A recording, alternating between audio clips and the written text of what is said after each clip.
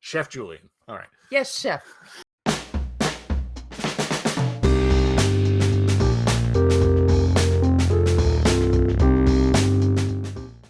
Welcome to the show. Hey, yes, welcome to our inaugural episode. We're finally doing this. We're doing it. We're stepping out into the horizon. Over the horizon, into oblivion, whatever metaphor seems All that apt. jazz. Yeah. I'm former movie trivia schmodown singles champion, Marisol McKee, aka Lady Justice. And I'm former movie trivia schmodown singles champion, Adam the Coyote Collins. Ow, ow. Today we have a discussion of two different films that are celebrating their 30th anniversary. These were both first-time watches for me.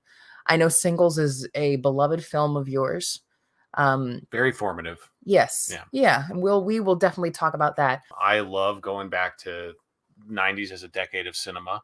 I grew up watching a lot of movies in that decade, but what I like even more is revisiting films from that era that maybe I don't remember as well, or seeing films from the first time and just adding that extra layer of context to a time when we were alive. So the first film we wanted to talk about in this episode was Deep Cover.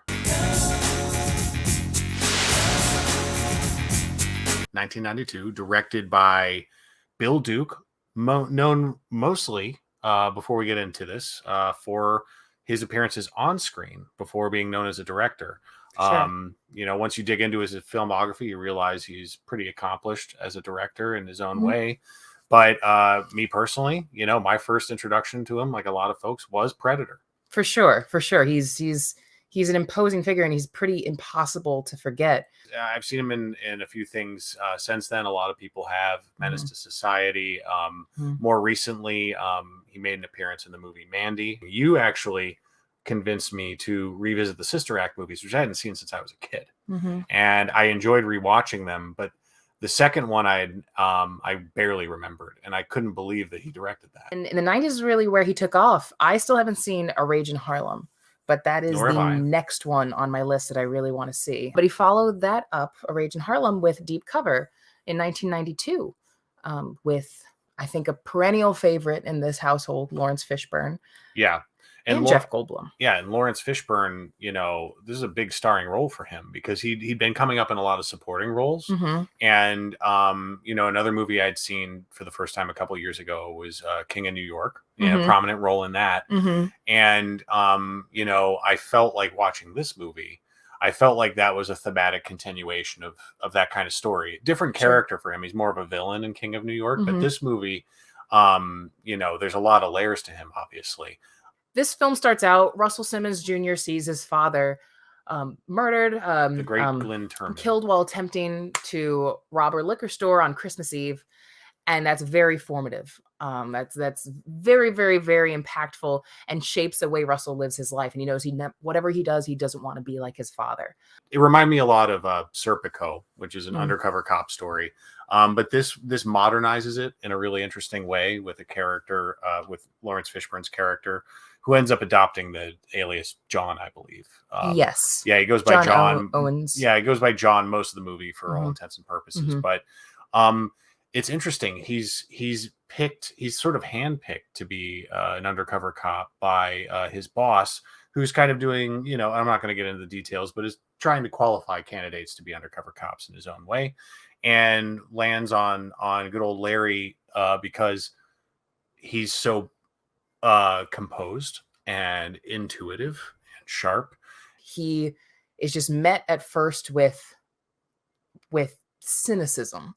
Absolute cynicism and rejection. And I'm not going to spoil the scene that happens to introduce it, but it cuts right to it. It cuts right to a central theme that Bill Duke, I think, was trying to get with in the movie, of identity, and identity for a Black man trying to distinguish himself on the lines of good and evil in the early 90s. And amidst the scene for this movie, which is America's war on drugs, essentially, in the early 90s. And but then when he's thrown into the belly of the beast, like you're saying, out in Los Angeles, it's a shock to his system because he's suddenly immersed in the problems he's been trying to fix, and he has to adopt a lot of the things that make him uncomfortable. Mm-hmm.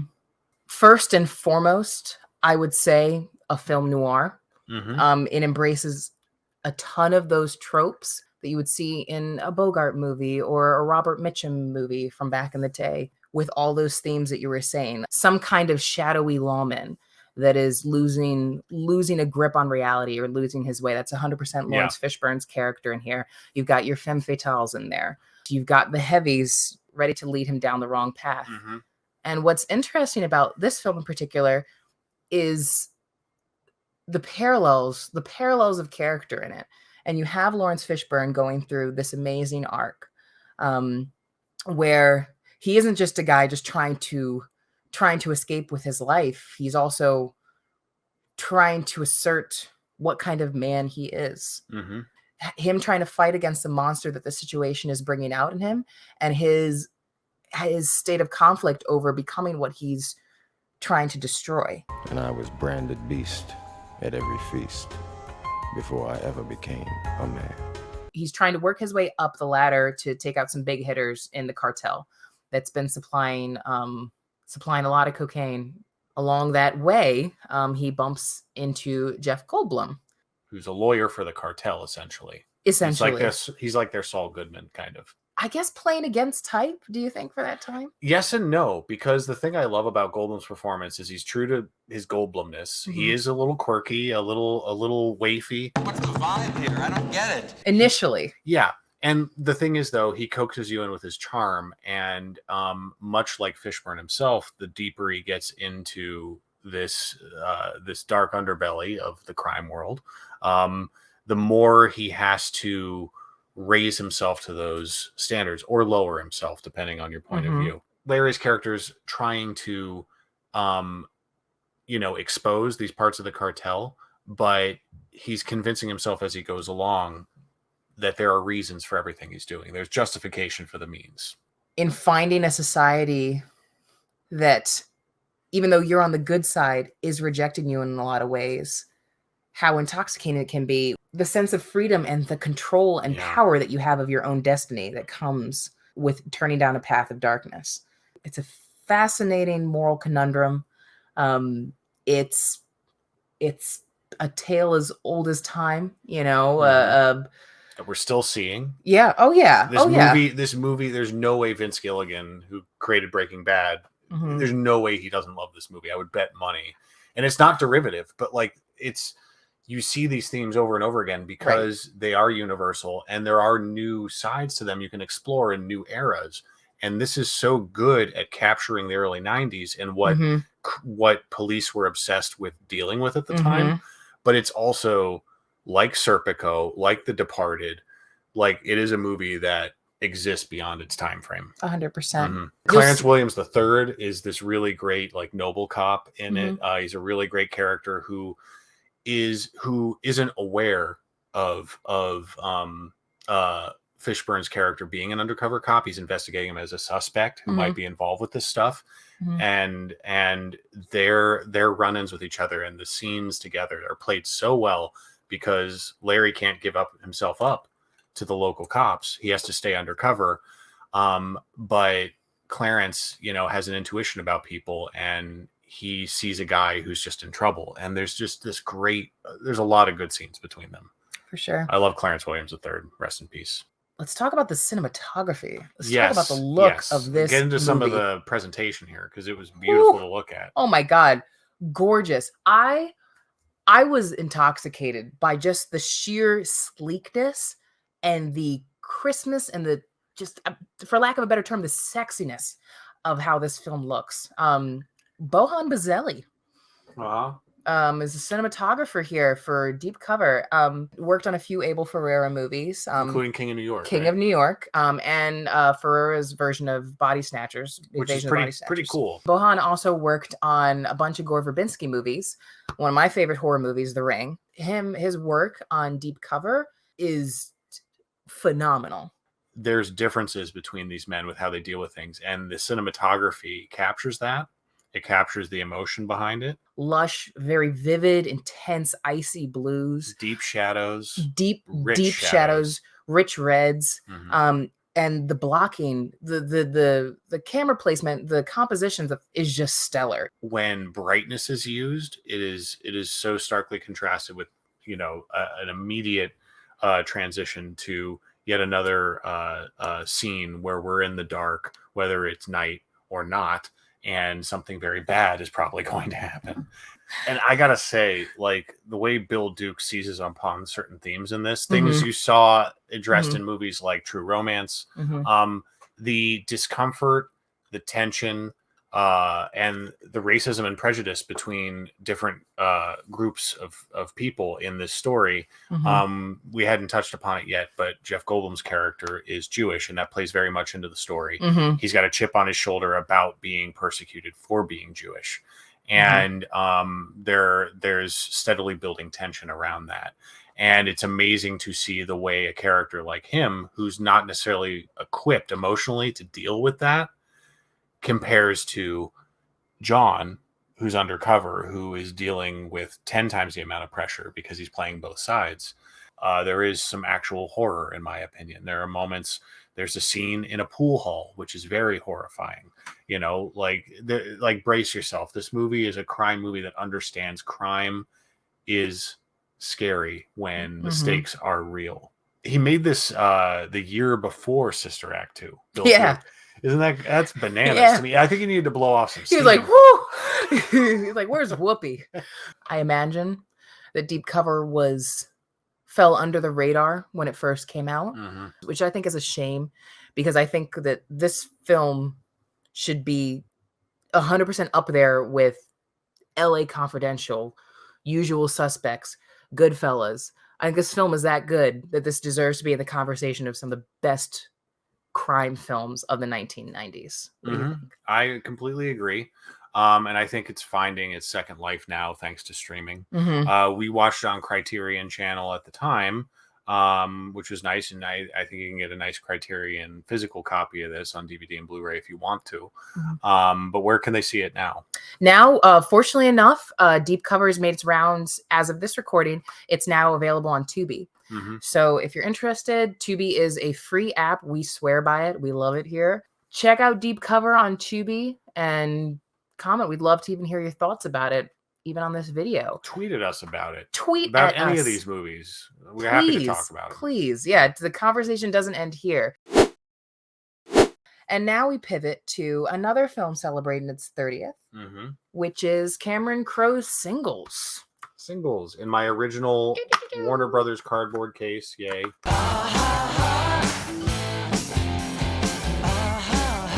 1992.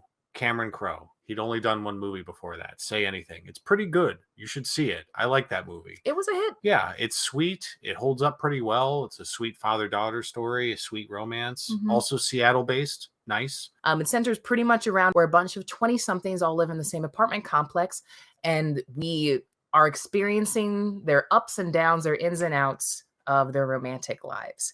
Cameron Crowe was really dialed in, like, especially when he was coming up, to bringing people into the fold and also working with those who were already blowing up. Right. So Bridget Fonda, you know, was in a huge turning point. This is the same year that she did Single White Female, which is a funny coincidence. Ooh. Matt Dillon, who'd done a few movies already. You have a lot of prominent appearances in there from actors who are recognizable now, directors, and a lot of musicians. It's a tornado. I couldn't believe how much this is a who's who of 90s alternative grunge rock. The soundtrack alone, we've got Pearl Jam, Alice in Chains, Soundgarden, Smashing Pumpkins, Mudhoney is on there. Them. Yeah. You love Mudhoney. Mudhoney. I was like, you're gonna have to name the deeper ones. Matt Dillon's character is a musician who has his own band called Citizen Dick. And Great Eddie name. Vedder plays the drummer in it, which is funny. And then the other two members of the band are Stone Gossard and Jeff Ament from Pearl Jam. The joke is, if you're a Pearl Jam fan, is they all rotate which instruments they're playing. So Eddie's on drums. Chris Cornell's just hanging out. He just lives in the apartment complex and just kind of hangs out. But then he gets to perform later. We get to hear him wail, which is fun. It continues to hold up, in my opinion, because even though I've gotten to the point where I'm older than these characters, and I find some of their behavior very naive and silly, Mhm. I still find it relatable because I was their age, and I fell in love with this movie long before I was old enough to even drink. And it's just so funny to have taken this journey over the past like 20 odd years that I've known this movie, Mhm. and to still relate to it in new ways. And then for you to see it the first time, I'm curious how it hit you. Cameron Crowe wears his heart on his sleeve as a filmmaker, and that's very, very influential if you're young and learning about love. And I can only imagine how much this is. You'll be putty in your hands if you're I was if like, you're. I'm moving to Seattle. I'm gonna form a band. It's gonna all work out. I could feel that energy watching this as a first time Mhm. watch, even nowadays. You see a lot of the beats of a romantic comedy, but there is an earnestness to it. There was such a transparency about so much of the film. Mhm. These characters are clumsy and definitely don't know what they're doing, don't know how to get through love, and don't have the right answers, and make the wrong ones much of And the a lot of them time. think they're really smart. We're very formed by our experiences from our past Mhm. relationships. And this movie speaks to that a lot. Campbell Scott and Kira Sedgwick are sort of working professional types who are a little Late bit 20s. yeah, further along in their careers, have been through a few relationships. Possibly early 30s, Yeah. but definitely at least late 20s. And they meet in a club and kind of goes from there. But like the way they Mhm. relate to each other, they do have very good chemistry. And when I see them together, it's not that I'm rooting for them in a When Harry Met Sally kind of way. Mhm. I want both of them to be happy, regardless of whether or not it's in that relationship. I like these people, and I feel like they both deserve happiness, you know? I like them, and of course they do. I wanted to choke them. Okay. They're I wanted naive. They're really the naive. ways that they Yeah. kept getting in their own way. They're two people who are, That's because fair. they've both been burned and because they had been in disappointing relationships, they kept second guessing what they were doing in this new Yes. relationship, even though they clearly had I chemistry. get that. And you witnessed me feeling that kind of benevolent frustration with it. But and I'm not mad. I'm not mad at the movie. That is engaging for me. It's like watching your friends misunderstand each other. Well, there's an honesty to Yeah. it. There's an honesty to it. And a movie that is fearless and is okay with its characters being flawed and making mistakes. It reminded me to a similar way I felt about John Singleton movie, Poetic Mhm. Justice, where the characters are so flawed and they didn't know what was quite right for them, but they were clearly falling in love. And you just want to shake them. On the flip side, we've got Bridget Fonda over there, she's 23. She's bright-eyed and bushy-tailed. She's a barista at the Seattle coffee shop. And she's in love with the lead guitarist in a band, and played by Matt Dillon. Not just any band, Citizen Dick. Oh, I'm sorry, Citizen Dick. She thinks Cliff is this wonderful guy. Yes, She thinks he's the catch of the century. exactly. And she's really swept up in how attracted she is to him. And we can all relate to that. Like Of you course. see past that, especially when you're younger.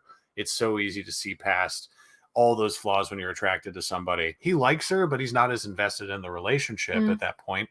Which is okay. And he's also straightforward with her, Yeah, though. yeah. He is straightforward with her. And again, So it's hard to be mad at him. we keep coming back to honesty with this movie, and there's a lot of moments like that in it, which I appreciate. There's a secondary character in this named Debbie, who's a scene stealer. She's sort of the goofy, unlucky in love space cadet gal of the group. She decides to follow through with essentially what is a dating app of the time, but it's a video dating service where she records herself and is able to distribute a VHS tape to a dating service to see who might be a good match. That's like a bridge between ads in a newspaper, like singles ads in a newspaper, and dating profiles, like dating apps. It's like the bridge in between the two. Our characters know they're not the center of the universe. Yeah. And the film doesn't treat their grasp on love and their relationships as if they are the center of the universe. And it captures on the film, touches on one of my favorite themes, which is a reminder that love is a constant spinning wheel of messiness, and it's a cycle, and it's an imperfect cycle. It's inner monologue done well because it's entertaining, It's casual. It's inclusive. If I make this basket, that's fate telling me to call him. 2 out of 3. If you've never seen this movie and you're watching it for the first time, it's hard to ignore the similarities with the show Friends, which came after this. And in reading up on the movie a little bit recently, after we rewatched it, I saw that Cameron Crowe mentioned that he was at one point developing a series based on this movie, and he sees a lot of that in Friends. They just took it from the coffee house of Seattle and put it in the coffee house of New York City. Yeah, there's a coffee house where they all hang out and talk. 90s movies, that was a special era for soundtracks, in my opinion, because this a lot of like the 80s, 70s, and before that, there were prominent scores in soundtracks. Don't get me wrong, but the marketing of the movie was so tied to the soundtracks in the 90s. It was peak. Had a lot to do with the distribution of CDs and cassettes and how popular they were, and how collecting them was very popular. The single soundtrack, which I own on CD, it's in my car, found out, recently that it actually became a bestseller 3 months before the movie even came out. And since the movie's been released, it's gone double platinum. Music is in the DNA of this movie, but it's not as weaponized and focused as it is in like a High Fidelity, a movie that also owes its existence to singles, in my opinion. So to kind of wrap it up with singles, the soundtrack is great. Check it out. It's available on streaming services as well. Movie itself is harder to track down. Streaming wise. For free. Yeah, interesting that as influential as this movie is, and similar to what we were saying about Deep Cover in a way, like influential, but still kind of not given its due, in a sense that like something like Empire Records, High Fidelity in particular, I see those films on television a lot. They're talked about more often. And I see those films crop up in reruns and everything. I see those films pop up a lot. I rarely see singles pop up. Singles feels like a movie that should just be thrown into rotation more regularly because, in my opinion, it's a 90s classic. It's definitely one of my favorite rom-coms, period. I think to be fair, I think it got swallowed up by the monumental success of Cameron Crowe's following films, and the reputation of Jerry Maguire and Almost Famous has pretty much swallowed up. It really eclipsed it. It's swallowed up singles. And I'm not as hot on those two movies myself. It's a movie that really captures its era, like Deep Cover, but also like Deep Cover, it holds up outside of its era. But I love thinking about how Lawrence Fishburne, Jeff Goldblum, and Bill Duke were out there just making this immortal crime story that I think is finding its audience now, and I think it will continue to gain traction in the years to come. And Singles is the same way. These are movies that have respect and they have a following, and when people see them, they tend to like them. But we really wanted to shed light on both and not take for granted that everyone's heard about them or seen them. You know what makes me sick? You know what really chaps my ass? Okay, rant of the week. And this is something that is really bothering me that I got to get off my chest. The newest animated film from Disney had turned in some pretty disappointing numbers over the Thanksgiving weekend. I guess it's last weekend now. Or the past couple. Whatever. It'd be like that sometimes. In order for have a lot of highs in the movie industry, there's a bunch of lows. It happens. What I was seeing in the wake of Strange World coming out and not doing very well at the box office is the narratives that get applied to why something isn't successful, why a film isn't successful. Disclaimer, neither of us have seen the film. This isn't about the quality or lack thereof of this movie. This is strictly about the conversation and the narratives that people form, that people who haven't seen the film as well form about the film. A popular thing that people like to say and detractors like to say is that it was too woke. There is an overuse of the word, not crazy about the reappropriation of it. There's a lot of doom crying every time a big budget movie doesn't do well. And it's very, very popular to start scapegoating things. I'm tired of people trying to start the conversation and trying to make the connection again that if something doesn't do well, it's because people don't want to see this. I'm really, really, really, really over that shit. Whether it's diversity, queerness, whatever the case may be. Female-led stuff. Now, it's fair to talk about the industry aspect of the story and how it didn't do well. But as far as I can tell, It's not that complicated. Disney doesn't have a lot of belief in the project for whatever reason, or they don't advertise it well. Strange World was not advertised well. We've seen a pattern now with Disney, like you're saying, with not believing in their products, not giving effort into pushing these things. I think Lyle Crocodile is going to turn in more box office receipts than Strange World is. My kid got me to see the new Minions. Wasn't good, but she was happy, and that made me happy. I'm confident Strange World is better than Minions: The Rise of Gru. I would bet money that it is. People barely knew it existed, and that's why it didn't make a lot of money. Mama's not here for it. No. Stories need to exist no matter what. It doesn't matter if they don't make $100 million at the box office in their opening weekend. Stories, diverse stories, and stories covering a range of characters deserve to exist, whether they make a lot of money, whether they don't make a lot of money, whether they're excellent films, whether they're mediocre films. They deserve to exist. It's exhausting to see the same manufactured arguments when they don't need to be there. Put it high on my list of things that really chat my ass. Whew. That was fun. Yeah. We finally did it. Wow. If you're still here, thank you. We wanted to take it easy, like we said, with our first episode. A lot of our more creative aspects, creative projects, creative segments you can look forward to down the line. And while our channel is an addition to the lives that we live, we still want to keep it up. We are going to keep it up with some regularity, even though that might not be the same time every week. So just please keep the notifications on. Thank you for tuning in. Thank you for subscribing. And we'll be right back up here with a new array of topics and segments before you know it. Please follow me on Twitter at Eisenthor. And you can follow me at Marisol_Mariah. Well, thanks so much for joining us. This was honestly a blast. I'm really glad that we finally did this. It was a lot of fun. Thanks, guys. And see you next time. We'll see you soon.